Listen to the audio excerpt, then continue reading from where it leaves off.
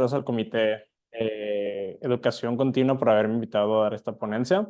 Como mencionó Paola, vamos a hablar del tema terapia nutricional en enfermedades autoinmunes.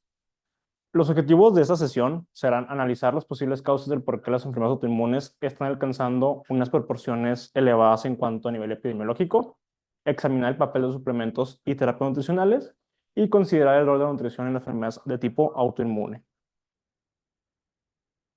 Como, gen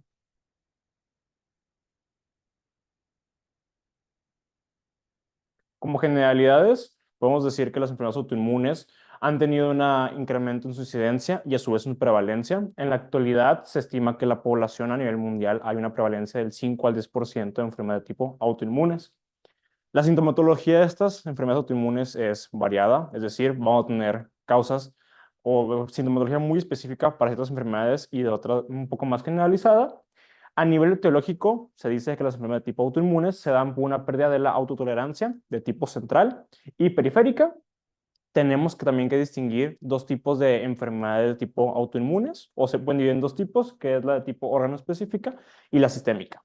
Sin embargo, en la actualidad se estima que aproximadamente hay unas 90 a más de 85 enfermedades de tipo autoinmunes. El doctor David Peterson en 2023 propone el siguiente gráfico de estadios en cuanto a poblaciones de tipo autoinmune, en donde podemos evaluar o podemos ver que tenemos un estadio de autoinmunidad benigna, es decir, hay presencia de anticuerpos, sin embargo no hay una manifestación clínica. Una etapa preclínica, de igual manera hay una elevación de anticuerpos, elevación de proteínas a nivel inflamatorio, sin embargo los signos clínicos no son tan evidentes. Ya propiamente en un periodo de enfermedad autoinmune vemos que ya tenemos una versión tanto clínica como a nivel bioquímico y de anticuerpos. Muy bien. ¿Por qué las enfermedades autoinmunes están alcanzando proporciones epidémicas? Justamente este grupo de investigación propone lo siguiente. Cuando tenemos un desbalance entre la parte de lo que es sano y lo que es patogénico, principalmente en cuestiones de la inflamación y de autoinmunidad y índice permeable, esto condiciona que haya un incremento de proteínas proinflamatorias y de anticuerpos. ¿El por qué se da esta disfunción? Vamos a tener diferentes tipos del por qué se puede dar. Se puede dar por toxinas a nivel bacteriano, por virus, por componentes dietéticos, por un incremento en ultraprocesados, como es la parte de las sales, de igual manera ciertos productos que se consideran aditivos, como son los nitritos, también están implicados en la inmunidad. Los químicos a nivel de pesticidas, metales pesados, también están en esta parte. Y un desbalance a nivel de tipo inmunitario. Esta otra revisión desglosa a mayor manera cuáles sustancias tenemos a nivel etiológico. Donde se puede observar que los contaminantes ambientales, desde humos, agua de consumo, pesticidas y químicos a los cuales está expuesta la población, van a estar involucrados.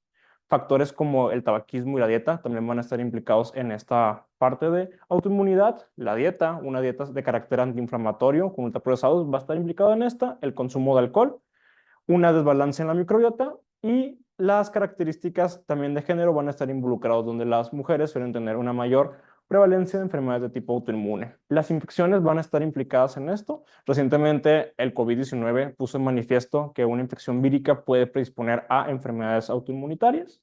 La obesidad, la radiación y de igual manera los niveles de vitamina D van a estar involucrados. También la fertilidad de tipo genético y eso quiere decir tanto mutaciones a nivel de ADN como alteraciones a nivel epigenético. Recientemente también se propone un tercer marcador, que es la disfunción a nivel mitocondrial. Cuando las mitocondrias están en un proceso de disfunción, esto provoca que haya un incremento de especies reactivas al oxígeno y al nitrógeno, lo que condiciona que pueda haber mutaciones, alteraciones en la señalización del sistema inmune, provocando un estado de autoinmunidad. Esto es importante porque entendiendo la etiología de las enfermedades autoinmunes, podemos entender el porqué de la terapéutica en las mismas. Un tercer hallmark que se propone en la actualidad es justamente la disbiosis, y específicamente una disbiosis ya donde tenemos un compromiso a nivel de las células epiteliales del intestino. Como se puede ver en esta diapositiva, en el lado extremo de la pantalla vemos un estado de eubiosis, donde podemos observar ciertos componentes epiteliales con una integridad, vemos una producción de moco adecuada, vemos unos péptidos que son antimicrobianos, antiinflamatorios y Cuando por causa de tipo genético y ambiental existe una disfunción en los mismos, se genera un estado de disbiosis, casi siempre caracterizado por un estado de firmicutes y bacteriología alterado. Lo que vamos a observar es que empieza a haber un decremento de la mucosidad a nivel epitelial. Vemos que hay una transformación o un cambio de tipos bacterianos. Estos producen especies reactivas e inflamatorias y también componentes de membrana como lipopolisacáridos. Todo esto genera una inflamación que puede llegar a verse de esta manera. Ya un compromiso de la integridad bacteriana, un compromiso de la integridad a nivel del intestino, lo que puede causar una translocación bacteriana. Esto va a hacer que componentes de membrana bacterianos entren al torrente sanguíneo y hacen que una respuesta a nivel de tipo inflamatorio. Esto mediado por linfocitos T, lo que desencadena una respuesta sistémica. Esta respuesta sistémica está relacionada con inflamación y con una autoinmunidad de tipo donde es mimética y también puede generar entonces la parte de la reactividad a nivel inmunitario.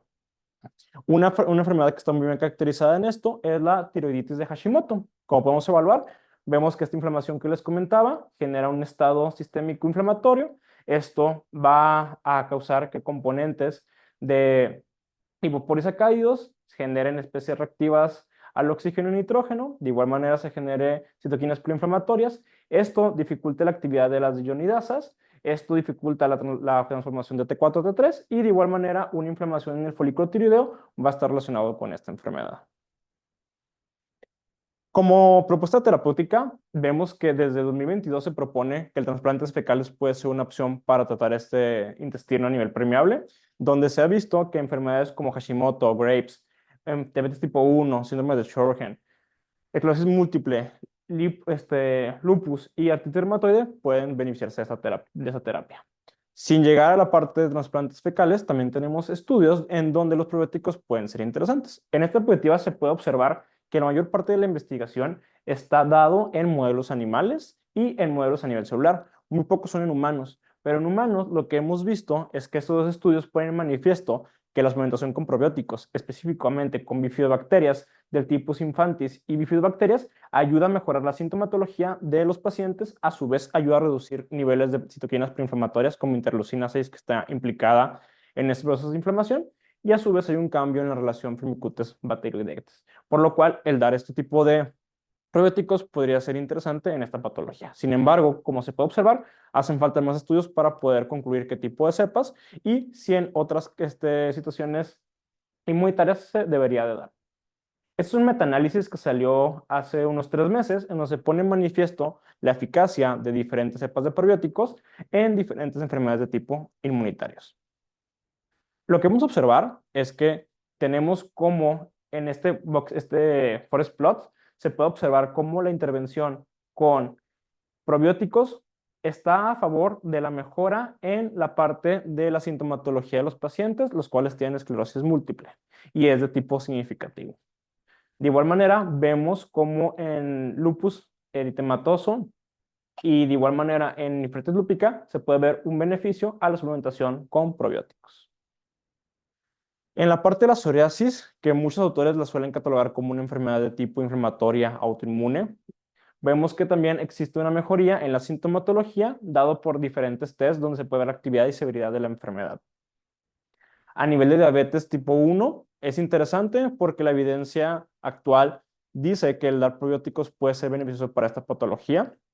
Sin embargo, los estudios en donde hemos visto mejora, se ha visto mejora en los marcadores de glucosa, específicamente en hemoglobina glucosilada y glucosa a nivel postprandial y en ayunas, lo cual es interesante o controversial porque a nivel de insulina no hay una mejoría o no se ha visto una mejoría en esta parte. Entonces, la enfermedad es de donde se da por una baja secreción de la insulina, pues tendría que explorar más esta área de oportunidad. ¿Cómo yo puedo detectar un paciente que es necesario hacerle una intervención enfocada a la microbiota o a una disbiosis a nivel clínico? Porque a nivel de estudios, observamos que al final de cuentas tienen estudios de metagenoma donde pueden ver ratos bacteroidetes o pueden ver mediadores de la inflamación.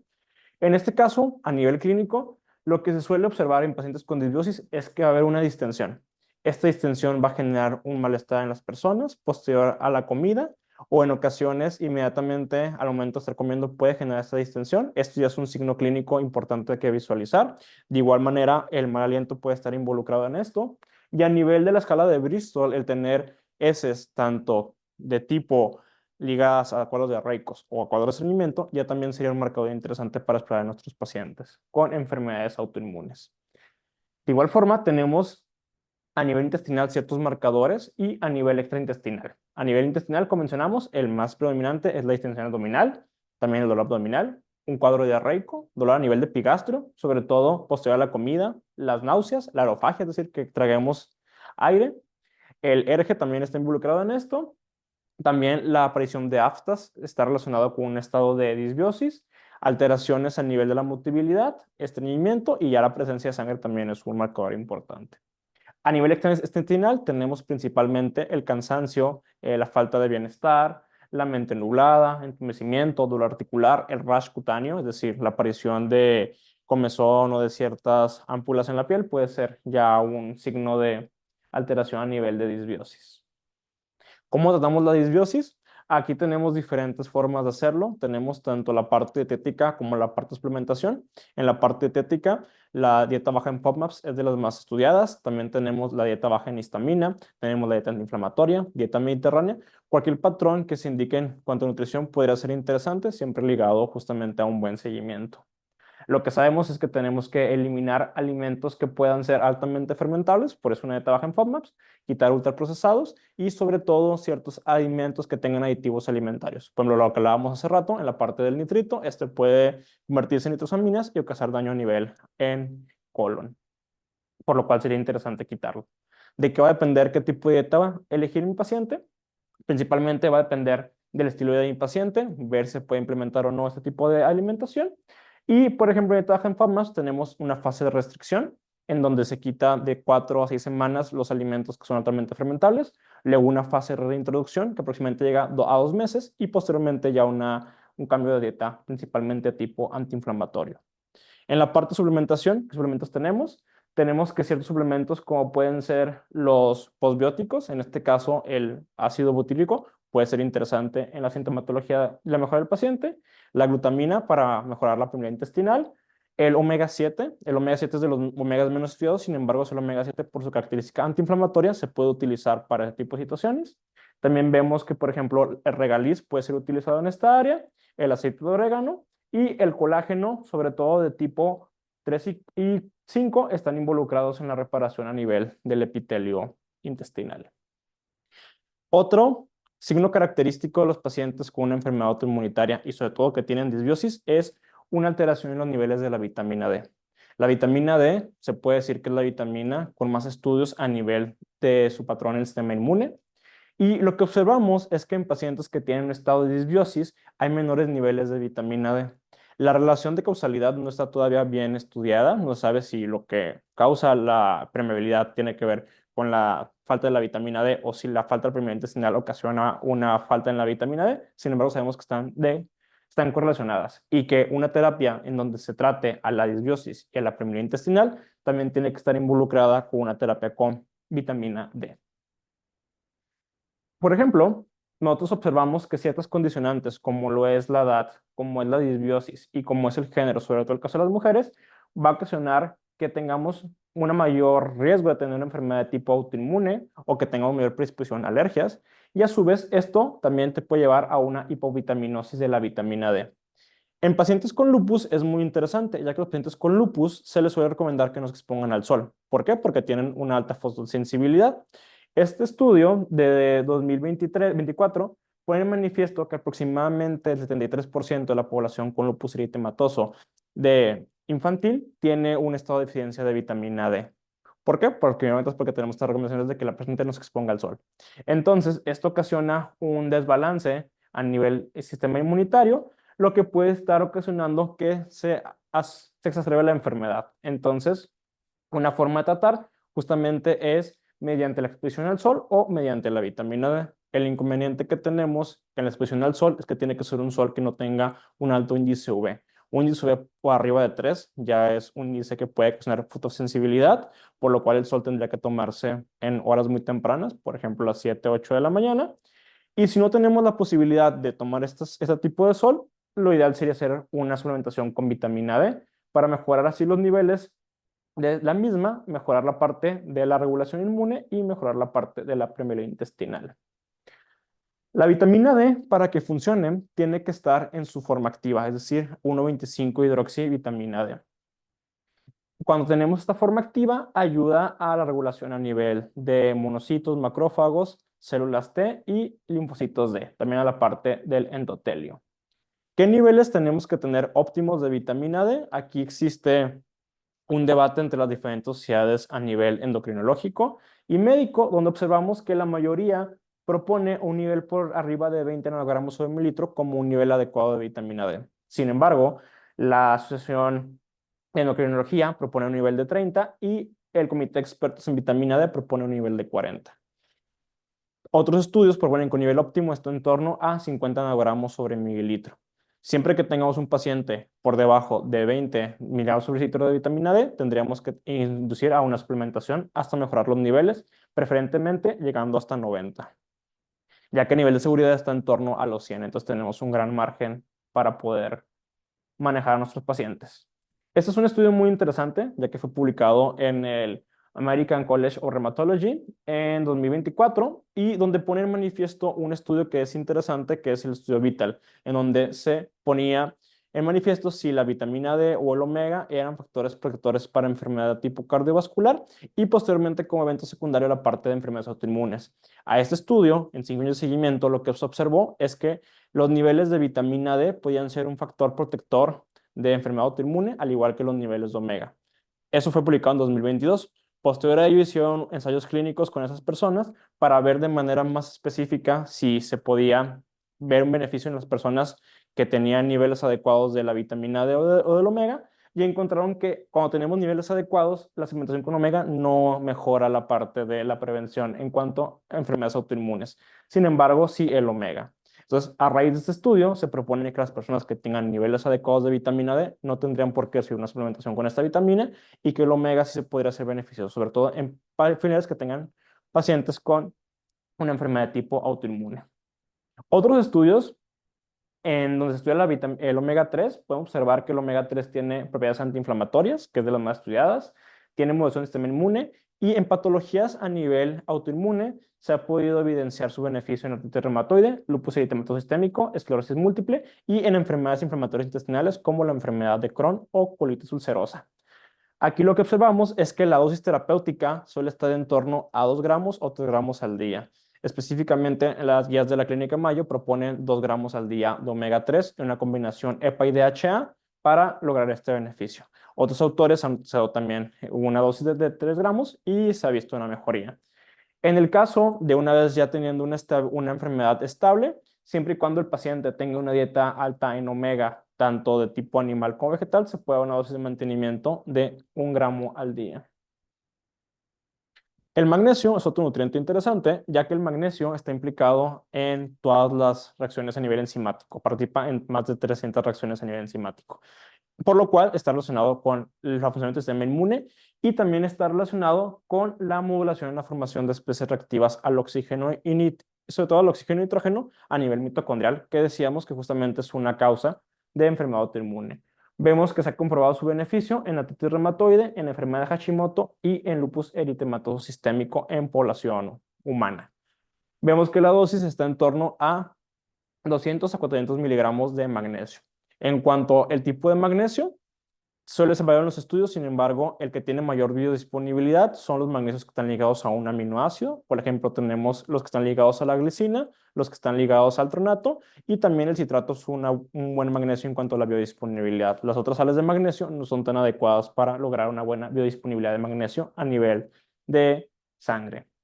Algo que también es interesante es que para que la vitamina D se convierta a su forma activa, que es la que tiene los beneficios que estamos hablando, necesita al magnesio como cofactor. Es decir, si tenemos una deficiencia de magnesio, por más vitamina D que demos, no tiene un efecto o no es un efecto tan completo. Por lo cual, siempre que tengamos una deficiencia de vitamina D, tendría que acompañar también con una suplementación con magnesio. El magnesio, como mencionaba, su principal papel va a estar a nivel mitocondrial, donde podemos observar cómo el magnesio va a participar directamente en cadena transportadora de electrones, también va a estar implicada en la respuesta a nivel de la apoptosis y necrosis, sobre todo va a estar involucrado en la salida de calcio a nivel mitocondrial y la producción de especies reactivas al oxígeno y la producción del ATP. Otro nutriente que está implicado como factor es el zinc. El zinc es un nutriente que cuando tenemos una deficiencia, el sistema inmune no puede actuar como debería, ya que le va a faltar este mineral como cofactor, y vemos que hay una menor proliferación de sistema inmune que necesitamos, de igual manera menos niveles de interleucina 2, fosfoformante beta de tipo 1, y cuando tenemos una buena suplementación de zinc o buenos niveles de zinc, tenemos un sistema inmune con mejor tolerancia. Como mencionaba, su papel va a estar dado en la modulación del sistema inmune, en la respuesta inflamatoria y en el papel antioxidante, ya que para que se formen los llamados antioxidantes de nuestro cuerpo, como es el glutatión, como es la catalasa, van a tener que pasar por la parte del zinc. A nivel de enfermedad, se ha visto que tiene papel en artritis reumatoide, en Hashimoto, lupus y diabetes. Cuando tenemos un estado de deficiencia, se propone suplementación con zinc de 20 a 40 miligramos de zinc al día en forma de suplemento, y cuando tenemos un estado de mantenimiento, se propone una dosis de 5 a 10 miligramos en mantenimiento, siempre y cuando se dé una alimentación adecuada con zinc. A nivel de protocolos dietéticos, un protocolo dietético que también ha tenido un aumento de popularidad, tenemos el ayuno intermitente. Lo que siempre pasa con el ayuno intermitente es que en el ayuno intermitente hay muchas formas de intervención, donde tenemos una terapéutica 16/8, que es la más común. También tenemos de días alternos, tenemos Ramadán, y esto ocasiona que a nivel de investigación tengamos resultados muy heterogéneos, por lo cual es complicado el poder ver si tiene un beneficio o no. Sin embargo, de lo que se sabe es cuando tenemos un ayuno intermitente, esto puede reducir los niveles de inflamación, mejorar la respuesta a nivel hormonal, lo que podría ayudar a mejorar las patologías. Y específicamente dos patologías se han visto con beneficios, que es la esclerosis múltiple, en donde se ve una menor progresión de la enfermedad en modelos animales, y en estudios humanos lo que se ha visto es que reduce el estado proinflamatorio. A nivel de la psoriasis también se ve que hay una reducción de marcadores inflamatorios. Otro suplemento que está involucrado en las enfermedades autoinmunes es la coenzima Q. La coenzima Q justamente va a estar implicada a nivel mitocondrial, por lo cual, como mencionaba, cuando tenemos una disfunción mitocondrial, pues tenemos mayor predisposición. Lo que se ha visto es que una dosis de coenzima Q que está entre 200 a 500 miligramos al día puede ser interesante en las diferentes patologías como es fibromialgia, esclerosis múltiple, artritis reumatoide y síndrome de antifosfolípidos. La mayoría de estudios, como les comenté, tiene esta dosis. A nivel de cardiología, suele recomendar una dosis de 200 a 400 miligramos de coenzima Q al día, por lo cual puede ser una dosis buena para empezar en estos pacientes, sobre todo si tenemos una hipercolesterolemia o una hipertrigliceridemia. A nivel de selenio, el selenio es un mineral que va a estar involucrado en la formación de las selenoproteínas, y una selenoproteína muy importante o una proteína muy importante es la glutatión. La glutatión es un mineral antioxidante de nuestro cuerpo que justamente va a ser va a regular la producción de especies reactivas al oxígeno, sus daños. Y entonces cuando tenemos una presentación con selenio, puede mejorar la respuesta a nivel de estas enfermedades y sobre todo el estrés oxidativo. Se ha visto que una dosis de 200 microgramos de selenio al día respecto a un placebo durante 3 meses tiene una pequeña mejoría en algunos marcadores bioquímicos en artritis reumatoide, como son marcadores inflamatorios, como la velocidad de sedimentación glomerular y anticuerpos contra ciertas proteínas, por lo cual se puede también implementar. Otro antioxidante muy interesante que está implicado en la glutatión justamente es la N-acetilcisteína. La N-acetilcisteína se ha utilizado ampliamente en pacientes oncológicos y en pacientes con enfermedades hepáticas. Y en enfermedades autoinmunes vemos que puede tener diferentes implicaciones, sobre todo lo que comentamos por la vía de la glutatión y por la vía de la disfunción a nivel mitocondrial. Aquí lo que se postula es que puede mejorar la sintomatología, mejorar la función endotelial y de igual manera mejorar el estado oxidativo. Este es un ensayo clínico donde se trató a pacientes con lupus con N-acetilcisteína, en donde dieron una dosis de 1800 miligramos al día, dividido en 3 tomas de 600 miligramos, y se puede observar que hay una disminución en los diferentes índices de actividad del lupus. De igual manera, aquí se puede observar en estas gráficas la diferencia que hay entre la intervención respecto al placebo, donde observamos en las gráficas negras, que son el grupo tratado, donde hay una disminución a nivel de la actividad en los diferentes scores. A nivel justamente de cada uno de los sistemas que tenemos en el score BIALG, vemos que hay una mejora en todos los apartados, menos en el estado hematológico. Otro suplemento que es interesante por la vía inflamatoria es la cúrcuma. La cúrcuma, específicamente como su componente activo, la curcumina, está implicado en la regulación de la inflamación. Y en enfermedades de tipo autoinmune, se ha visto que puede ser interesante en la parte de osteoartritis y artritis reumatoide. Este es un estudio en donde se hizo un ensayo clínico doble ciego con 3 brazos, donde dieron un grupo con una suplementación baja de cúrcuma y uno alto. La baja es de 250 miligramos de cúrcuma y 500 miligramos de cúrcuma. Y observamos que hay una disminución en los grupos tratados. En la parte de el grupo alto se ve una mayor disminución respecto al grupo placebo y el grupo con dosis bajas. A nivel de los diferentes resultados inflamatorios, también se puede observar una disminución en la tasa de sedimentación glomerular, vemos una disminución en proteína C reactiva, vemos una disminución en factor reumatoide también. Otro tipo de nutrientes que está relacionado en esta parte es la quercetina. La quercetina como suplemento se ha visto que tiene implicaciones en enfermedades de igual manera tipo cardiovascular, donde hay una mayor producción de reactivas al oxígeno.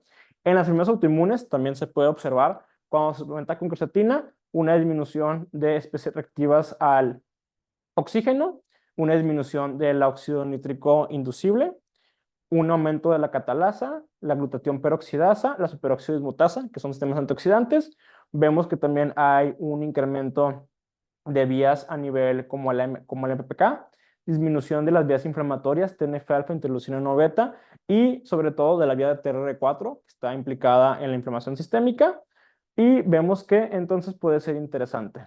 En cuanto a la dosis, es variada entre los estudios. Tenemos que hay dosis de 500 a 2000 miligramos al día de quercetina, donde se ha visto una mejoría principalmente en dosis cercanas a los 1000. Como conclusión general de la plática, y quisiera que estos se quedaran, es que sí hay muchos suplementos y dietas que pueden ser interesantes en esto. Vemos que las principales dietas que están involucradas en una mejora de las enfermedades autoinmunes son las de tipo antiinflamatorio, donde se ve también una mejora en la sintomatología intestinal. Vemos que en la parte de suplementación, si bien hay muchas lagunas, porque la mayoría de estudios son estudios en animales, son modelos a nivel in vitro o in silico, si hay estudios en humanos, en donde también es prometedor estas vías de estudio. Vemos que principalmente la vitamina D es donde hay un mayor número de estudios, principalmente en personas con deficiencia de una vitamina D, que es importante no más tomarla por tomarla, es ideal ir con un nutriólogo, con un médico a que te hagan los laboratorios para ver en qué nivel estás y también recomendar tu suplementación que es necesario. En ocasiones va a ser una suplementación de manera aguda, dependiendo también de la sintomatología. A nivel del omega también está interesante su utilización, sin embargo también debe ser prescrito por un nutriólogo o por un médico. Vemos que la parte del magnesio también, sobre todo lo que vemos es que el magnesio como cofactor va a estar muy implicado en la respuesta autoinmune y hay que fijarnos en la sintomatología de gente con deficiencia de magnesio, que si bien no se mencionó porque no era el motivo de esta plática, podemos mencionar una de ellas que puede ser dolor de cabeza, que tengas insomnio, que tengas de igual manera ciertos tipos de calambres, entonces magnesio puede ser interesante. La alimentación con zinc también está involucrada en esto, como vimos, y suplementos de carácter antioxidante, como la coenzima Q y la N-cisteína, pues han demostrado ser beneficiosos. O suplementos como el resveratrol, que también se utiliza mucho. Si bien la mayoría de estudios está hecho en modelos animales, también podría ser interesante su utilización. Sin embargo, no hay suficiente evidencia para decir que sea beneficioso o no. En la parte de la microbiota, el modularla va a ser ideal. Puede ser tanto con prebióticos, probióticos o posbióticos, de qué dependerá la utilización de cada uno, pues de la sintomatología que se presente en los pacientes, ¿no? Un paciente con una sintomatología bastante adversa, tal vez va a ser necesario involucrar los tres, sobre todo un posbiótico para disminuir la parte de la inflamación, y pacientes ya con un intestino ya un poco más sano o decir menos inflamado, puede ser una terapia principalmente con prebióticos. Y sería todo por esta plática. Preguntas, si tuvieran la audiencia, las puede poner en el chat o de igual manera se pueden escuchar.